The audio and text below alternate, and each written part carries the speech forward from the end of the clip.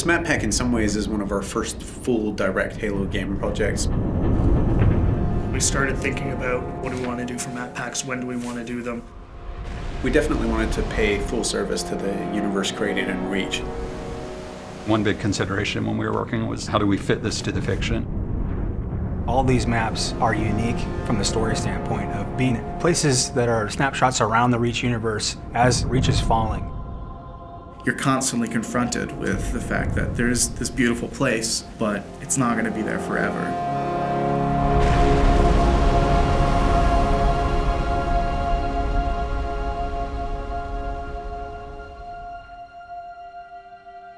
Coming up with the sort of spectrum for a map pack is a really straightforward business and at a very high level. You just say, what do we already have and what do we need to kind of flesh things out? Everyone on the right side is working on super top secret stuff I can't talk about. And then everyone over here is also working on super secret stuff. Certain Affinity, we're an independent developer. This team is kind of spread out where we have our down here in Austin, Texas. In little pods. We're about 50 people now. That team has a lot of experience with the engine, a lot of experience with Halo. Incredible Halo fans, obviously, because so many of them have been involved in the games before. On Halo 1, I ended up doing the user interface. Halo 2, I shifted to development. On Halo 3, I was multiplayer online lead. So right from the get-go, we worked really closely with the publishing team at 343 to identify maps that would make sense in the context of Reach. Example of the overgrown stuff that we're talking about. It was great because CA was crazy passionate. Like, these guys just showed up with a huge list. And it was more a question of just, okay, well, we can only make so many of these, so, let's get to ones that we think kind of fit the fiction, fit the flow. There was a lot of exploration and a lot of collaboration between the two groups. One idea that came to mind was, wouldn't it be awesome to have a multiplayer map that you can see the planet getting glassed below you? Condemned takes place high above Reach on a space station, somewhat decimated by Covenant attack. So when we started Condemned, we wanted to make a map that was really fun for close range, but still had some long range sniping stuff in it.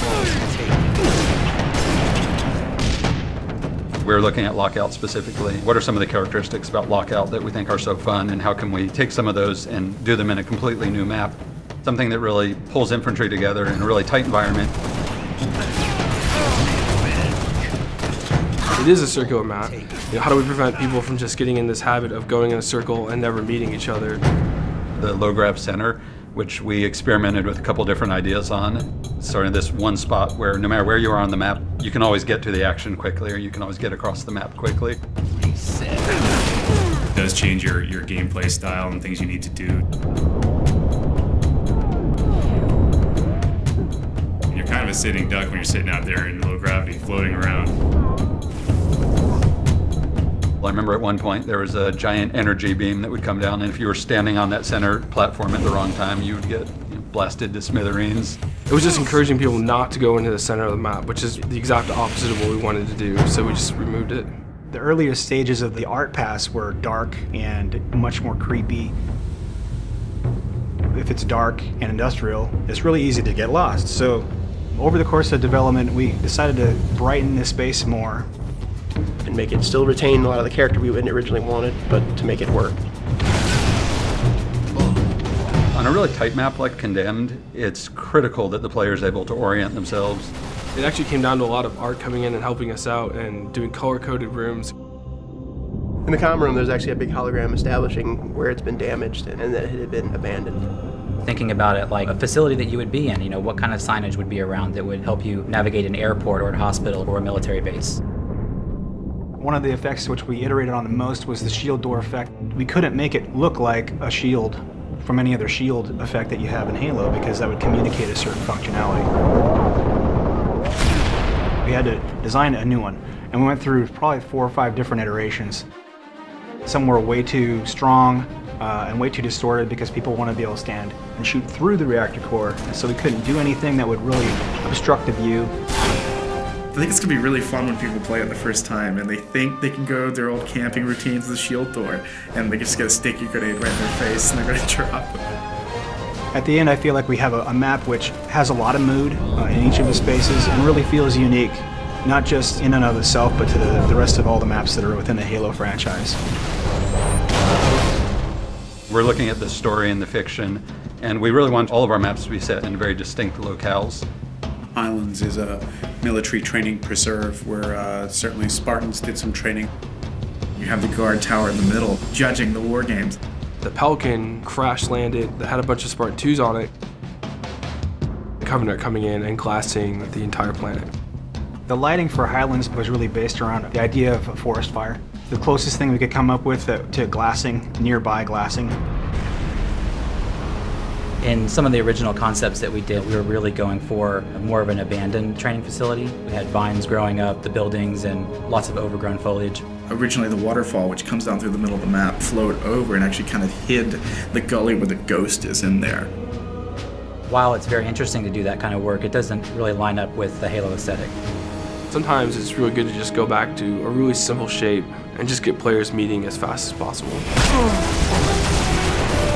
From the ground up, we wanted to make a giant expanse with bases in it and vehicles in it.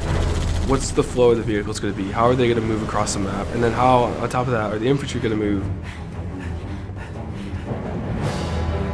We made it big because we wanted it to be very vehicle focused. One of the reasons I think it works well as objective is you have so many different options to how to get from point A to point B. It's a weird hybrid of Blood Gulch style map kind of as a foundation, but mixed with these much more complex infantry spaces and these tighter spaces and all this verticality. But also having a variety of different locations that you can kind of hide and sneak and kind of make your way through the map and hopefully find the other person before they see you in the sights. Definitely speaks to the Halo of yore.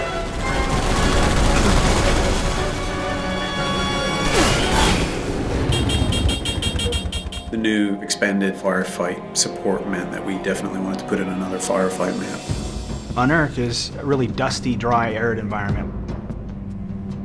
Reach is an industrial world, and its main purpose is a kind of military-industrial outpost at the far reaches of human space. It's quiet. You can see the tire tracks on the ground where there's been human activity, but it's gone. It's a ghost town. It's a ghost world. So you're seeing this huge open-cast mining facility with these kind of step plateaus where the minerals are being extracted from the ground. The complex itself is built right next to a meteor impact, so it made unearthing the titanium really easy. Set, start. Creating a firefight map is a very different experience. We have to account for all these different types of AI of all different sizes, of all different movement types. Phantoms come in and supply the enemies to the outer perimeter. Hunters are almost 2 times the size of a player. When you go to put a door in, can this giant hunter fit through it? We really wanted to make a map that would allow people to jetpack from multiple levels. We wanted people to be able to armor lock in hallways and block the AI and get them to have to move and do different things. We cater to a wide variety of playstyles. If you want to do close quarters combat, there's opportunity for that in there. If you want to just get in a vehicle and run havoc and run over, 40, 50, 60 grunts, then you can. They want more vehicle combat and firefight because that just adds a different dynamic than just being a Spartan on foot. There's an inherent oval racetrack, and we have warthogs. So you put 2 and 2 together, you can run laps through the map. So there's literally through the main structure, and then under the bridge, and then back around. You can load up with your buddies, get a rocket launcher, rod, and shotgun, and then run laps and just rack them up. Just mauling through tons of Covenant. It adds this kind of exclamation point on the excitement and fun that is firefight.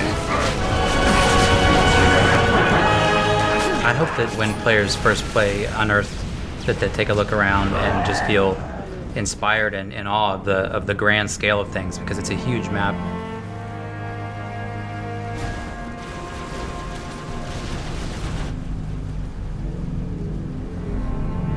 Unearthed is the calm before the storm. Highlands is the storm itself, with all the Covenant ships and the glassing that's happening right there on your doorstep. And then with Condemned at the very end, watching it all kind of go up in flames.